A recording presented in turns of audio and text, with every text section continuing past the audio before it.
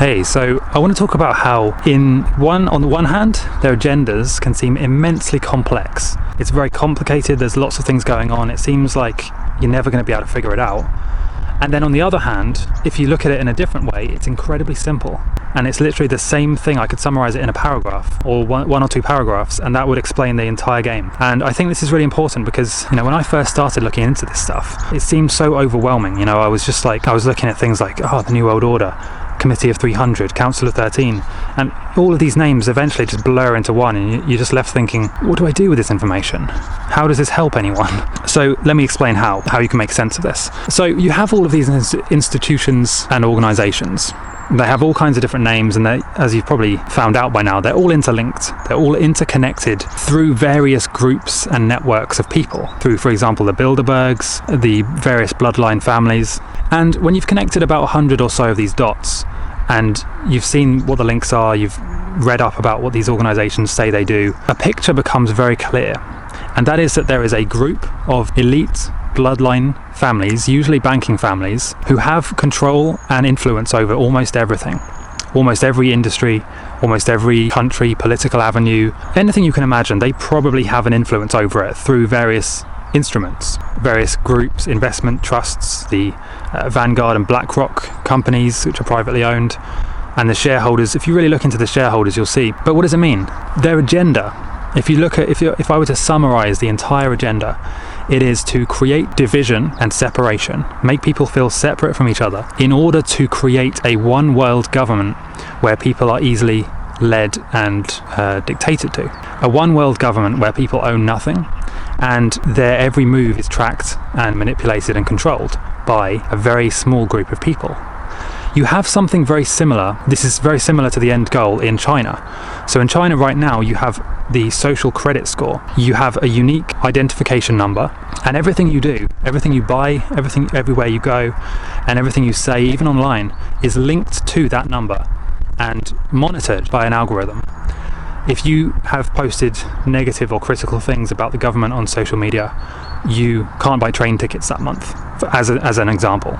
If you haven't been paying your bills on time, you can't leave the country, as an extreme example. There's all kinds of rules and things they can algorithmically control, and everything is linked to your ID with your facial recognition. So they have facial recognition cameras almost everywhere.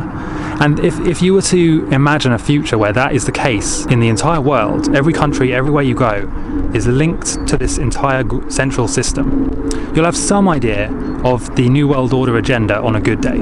And then on the other extreme, they want to depopulate the world. So they claim there's too many of us, and they need to reduce the world population by about 90%, which would mean at the moment that something like 6 billion people would have to go.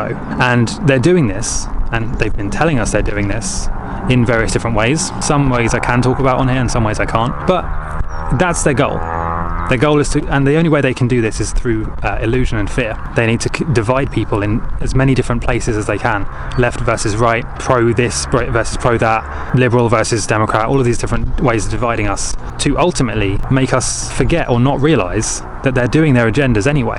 Whether you vote left or right, or whether you do this or that, they're ultimately advancing their agendas anyway, and they have been for a long time, thousands of years in fact. So they want to, and it sounds kind of ironic, even a bit hypocritical when you consider their agenda. They want to divide us in order to supposedly unite us with a one world government, but it won't be unity. It will be control of everyone through creating these divisions and separations. And it's kind of a hard concept to explain, because you might say to someone, oh, they want to have a one world government, and they would say, well, great, that would unite everyone. Not quite. Because when you have a one world government, what that means is that if the government in control of the world has bad or evil agendas and goals, there's nowhere to run, because they are the government in the entire planet. At least at the moment, if you have one government that's doing bad things that you don't like, you can, within reason, move to another country. I mean, it's becoming less and less possible to do that, but you, up to now, could do that.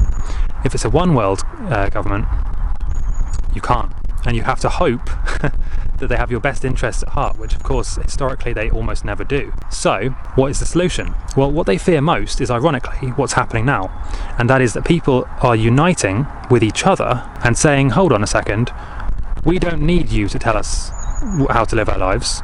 We don't need you to tell us that we should be eating bugs, or that we should be using your central digital currency, or that we need to have our facial recognition systems set up. We don't need that. We can actually solve things, on our own. And we don't need you for that. So, and this is the situation you have now. So you have the elites at the top who are desperately trying to get us to feel separated, fearful, and they're trying to get us to want their system. They need to create chaos. They create chaos in various ways through wars, online, social media algorithms, agendas, and politically. And also through movies, through predictive programming and things like that. They get this feeling of separation going, and then once people feel separate from each other, then it's easy for them to justify sanctions on a particular country or a particular group of people. And this is exactly what happened in Nazi Germany. It didn't start out with the camps, that was the end step. It started out with them making people feel separate to them over there. And this separation led the government to be able to say, oh, well, if we just, moved them out of the way, things would be better, wouldn't they? And then people agreed. And then they did that. And then they said, oh, well, if we could just get rid of some of them, or just move them to another country, that would be great, wouldn't it?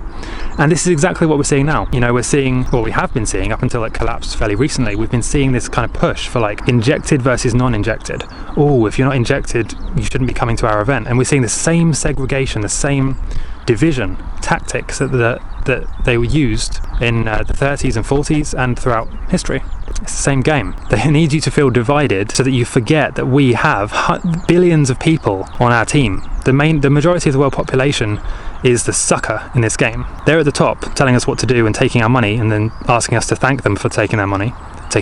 Meanwhile, we're the 99.999% who are kind of left to pick up the pieces. We're left to say, well, hold on, why are you taking 50% of our money in tax, for example? And so we unite. And that's how the game is won. I'm going to explain more about this in another video, but it's important to remember that we have the numbers. There's a majority of the population is the majority, and they're the minority. And yet, for some reason at the moment, they seem to think they're in control. And the funny part is, most of them, we never voted for. There was no voting system. The World Economic Forum, Agenda 2030, the Young Global Leaders Agenda, the things they want to do and they're trying to do, nobody voted for that. Nobody said we want that. Nobody really has said we want to own nothing, and for you guys to own everything, and then for us to be taxed and restricted and mandated and charged, and nobody actually wants that. If you explained their agenda in very simple terms, nobody would vote for that, and they know that nobody would vote for that. So that's why they've had to do it in secret, and that's why they've had to do it kind of under the radar, without people realising what's actually going on. But luckily, because of the internet, people do realise what's going on, and I don't think it's going to work. Anyway, let me know what you think.